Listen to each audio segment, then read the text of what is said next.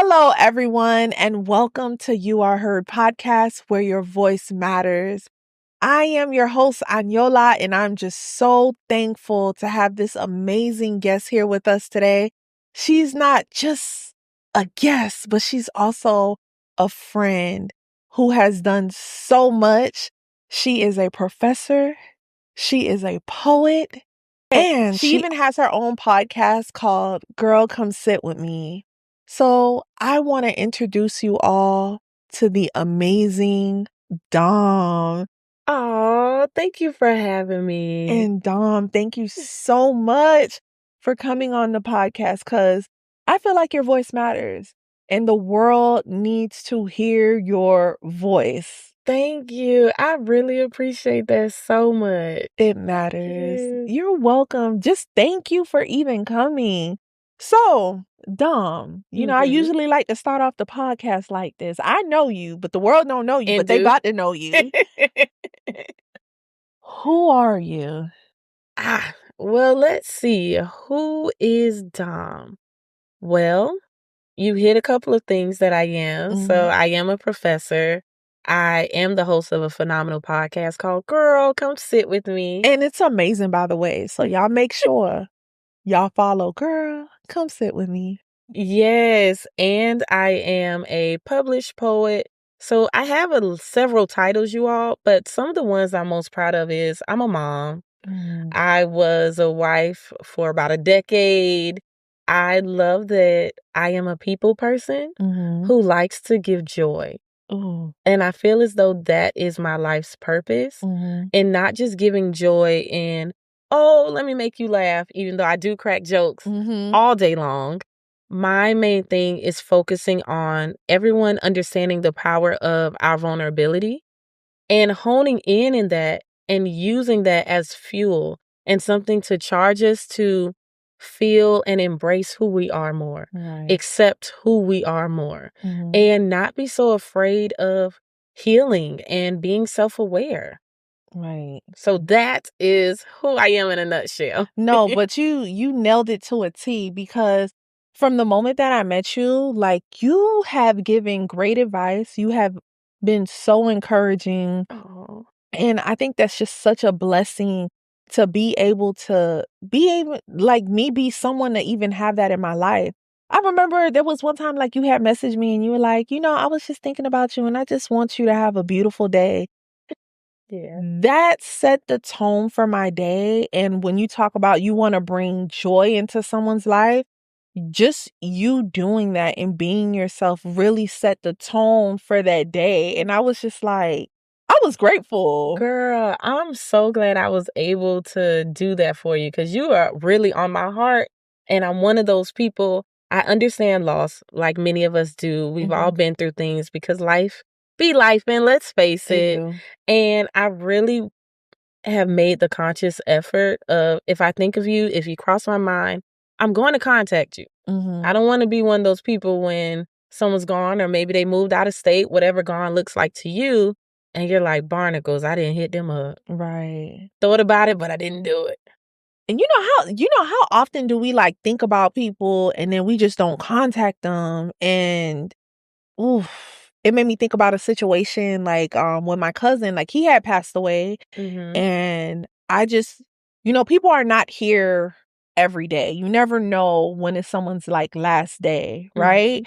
And the fact that someone thinks about you and they pick up the phone and they say, you know what, you came across my mind. And I don't know what it is, but all I know, I want your day to be beautiful. I want it to be prosperous. I want it to be everything that you want it to be. And you said That something part. about be gentle on yourself. Like today is going to be a good day. Like be gentle on yourself. Yes. We be forgetting as women to be gentle on ourselves. Girl, when I tell you, studying psychology, and I've been a writer my entire life. Even as a little girl, I would beg my granny to be like, hey, listen to this. I just wrote this. Hey, listen to this. And when I tell you, it's very important for us to remember to give ourselves grace. Because the first thing they tell you when you're studying psychology, whether it's for the therapy, whether it's to be in the education realm, mental health, the main thing they tell you is, what's the first step? acknowledgement. Right. In order to be aware of something, you have to be able to acknowledge it. Right. And some people are just scared to acknowledge, like, that first step be the hardest one. Or what happens is it's easier for me to acknowledge what's going on with you than it is for me to acknowledge what's going on with me. So we'll see a lot of times where we'll award strangers grace. I'll award you as my friend grace. But what about giving myself that same grace? Aren't I too deserving of that? We do be hard on ourselves. I be hard on me. Yes. So it's like refreshing to know, like, you don't have to be hard on you. Exactly. You don't. Yes. Because when those moments happen and your life is flashing from your eyes or through your eyes, or after you had a long day and you are in that moment of self-reflection, Right. girl, do you think you're going to say, oh man, I wish I wouldn't have picked my nose while I was in the car and the people next to me saw me? You think those people are going to remember that? No. They may laugh for a couple of days. I ain't going to hold you. But in about a month, they won't remember that. Right. And it happens with a lot of things. We put all this pressure on ourselves, or we allow others' expectations for us to add pressure to us. Y'all see why I love Dawn? She gives some amazing advice. Okay? We what? 17 minutes in. And we got some amazing advice. But what made you decide? Because this is a gift. Like, when just you being you, but when you give advice, you tend to give the right advice at the right time. And it just feels you are living your purpose, right? So what made you say, okay, I want to get into psychology? Oh, so actually, my first dream was to be a lawyer. And that was because my dad was in college for about 15 years. And he was in a special college where you have to get patted down just to visit him. Okay. He was in that type of college. Okay. And I was like, oh, I'm going to be a lawyer so I can help my dad break out of college, right? And then once he started appealing his case and those life sentences started going away, things like that, I was like, man, I don't want to be no doggone lawyer. I knew that first quarter. I said, I need something with words. I need something about our mental and our mind. I've always been big on that. My mom and my granny instilled that in me. And even with my dad being in college, surrounded by so many not nice people, criminals, things like that, he still was like, hey, your mental has to be straight. Just as pretty, you a pretty little black girl. I also need your mind to be just as pretty as your face is. And that stuck with me. And it just, once I started studying it, the easiest classes were psychology. With math, statistics, the easiest one. Right. And you have to take statistics for research purposes. It was just, it flowed. It flowed. And it just went hand in hand with taking care of myself and making sure I was mentally strong for the things that life would throw at me. Right. And you know what's so interesting about what you said? I got two things from it. Like how sometimes we pursue things for other people and not ourselves. Yes. And what I find to be so interesting, it's giving me chills.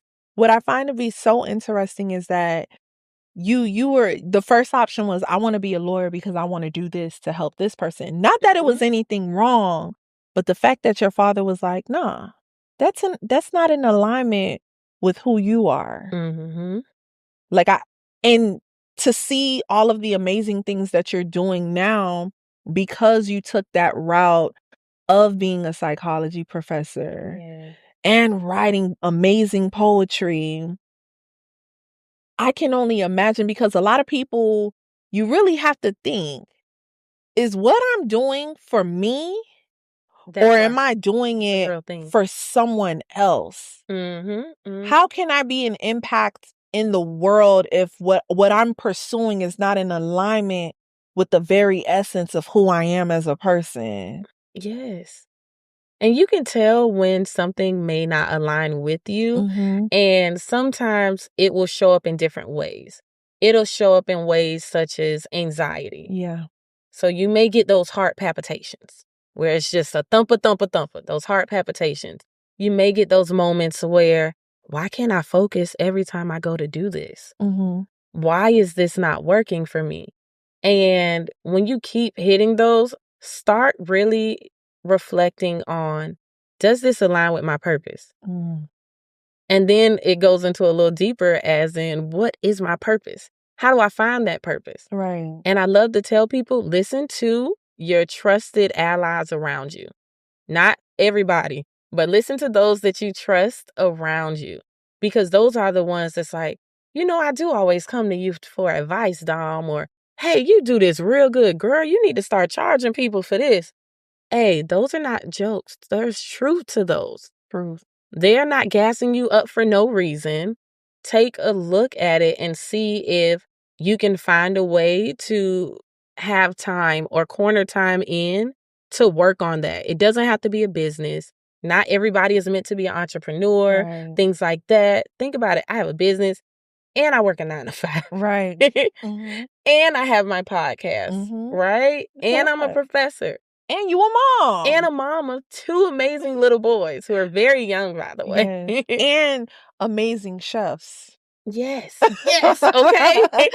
So, we have to focus on finding those pockets of time just to do things that align with us so it can recharge us, to Right. help us be better. Because I'm a better mom when I'm focused in on myself, when Mhm. I feel more aligned. Right. There's a reason why on my necklace I have my name and my 2 sons' names. Mhm. And I have my name at the top because I have to remember to put myself first.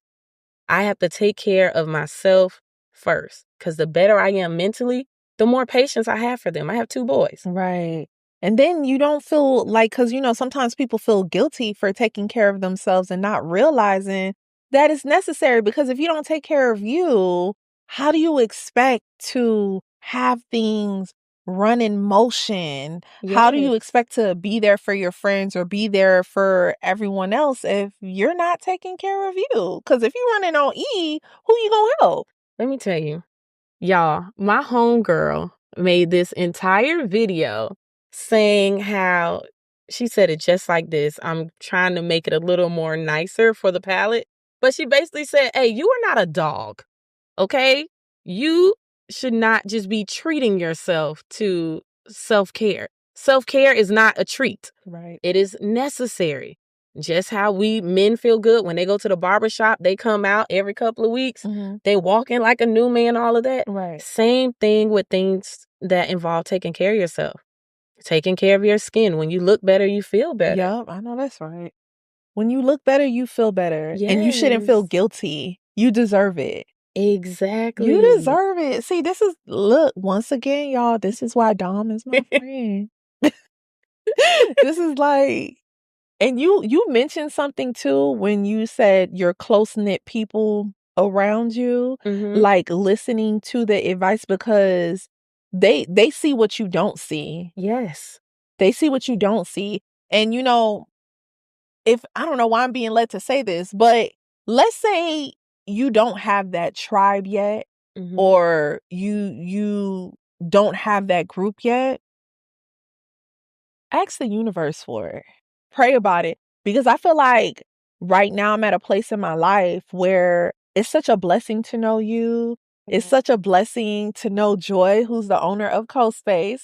Which is how we met at Yes. Soul Space, okay? Yes. It's such a blessing to know the people that I know now, and I realized years ago when I didn't have that tribe, that solid Mhm. tribe, I remember praying and asking for that, to be surrounded by women like that. Yes, it's important to have it. Mhm. And it just ends up, the more you put it out there, the more it ends up coming together for you. Mhm. And it's okay if you are nervous when it comes to networking or putting yourself out there, because sometimes you may end up finding yourselves around people who may understand, like, oh, they seem like a shy person. But you know what? Hey, I'm Dom. It's nice to meet you. I have a podcast. I'm pretty awesome. You seem pretty awesome. What do you do? Right. You know? Mhm. And you establish these amazing relationships.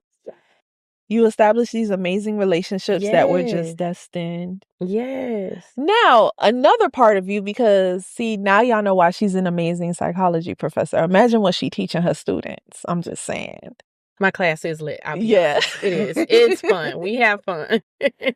Now, you are also an amazing poet, a published poet at that. Oh, thank What made you start writing? So it was 2 things. Mhm. My granny was a scholar. She passed away last year. She was 90 years old. Shout out to my Ooh, granny. shout out to Granny. And she was a scholar, girl. She was summa cum laude. Mhm. She had multiple master's degrees. She was a nurse for a while. She was social worker, all these great things. And she instilled the beauty of education in me. So Mm. between that, seeing my uncles who are also psychology professors growing up, that created that invitation for Mhm. me to love to write. And then when I was 7, my dad went to college. Yeah. And at college, I had to write him. There was no back in the day like how they can email each other now and stuff. Yeah, I didn't have that luxury. So it was writing. And imagine my handwriting was terrible at 7. And my dad was like, "You're a girl, fix this. Write better, baby. Daddy can't read this." Right. So I had to learn to make it as neat as possible. And when I couldn't express certain heavy feelings or Mhm. emotions, I would write a poem about it. And I practice it in front of my mom and my granny, and they'll help me make it cute and mail it to my dad. Mm. And I'd have to wait for him to respond back to me. And it Mm. just started becoming my diary. So you use writing as an outlet to express yourself. Yeah. Even when you didn't have the words to say verbally, you had the words as you were writing it down. Yes. Yes. Ooh. So it was the best, like, extreme outlet for me because think of psychology as the knowledge when it comes to healing, Right. but think of poetry as the soul of healing. Ooh. Think of it like that. Ooh, the poetry as the soul of healing. Oh, I love Yes. that. Yeah. I love that. Now, I do want you to share one Mhm. of your poems because Okay. listen, when I say she is a published poet, I'm not saying this just to say this. So I definitely want you to listen to one of her poems. So, Okay, I just wrote this piece, y'all. It's called A Love Letter to Her Younger Self. I know she'll thank me one day when the weight of the world no longer bends her spine. When she sees that love was never meant to be a war, and she was never meant to fight to be chosen. I know she'll thank me for the nights I wrap my own arms around her shoulders, humming lullabies of "You are safe now" into the hollow spaces where comfort used to live. For the moments I pulled her from the wreckage of people who mistook her softness for surrender, who thought they could play with her spirit like a melody they never played to finish. Sweet girl. She once thought love was a locked door and she just needed the right key. That if she shrank small enough, if she bent far enough, if she gave deep enough, someone would finally stay. But love was never meant to be a puzzle she had to solve. A fire that she had to keep feeding, a dream that only came true if she made herself smaller inside of it. She was the ocean, wide, wild, relentless in her rising, and yet she kept letting unworthy hands bottle her up, kept letting empty promises name her waves.